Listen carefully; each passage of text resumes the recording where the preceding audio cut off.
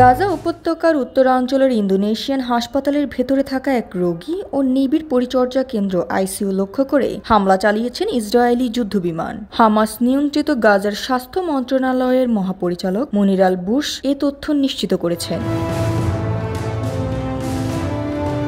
তিনি বলেন, হাসপাতালে কোনো সতর্কতা ছাড়াই এই হামলা চালানো হয়েছে। ইসরায়েলি বিমানটি সরাসরি আইসিইউ ও একজন রোগীকে লক্ষ্য করে গুলিবর্ষণ করে। এ ঘটনায় হতাহতের সংখ্যা এখনো নিশ্চিত হওয়া যায়নি।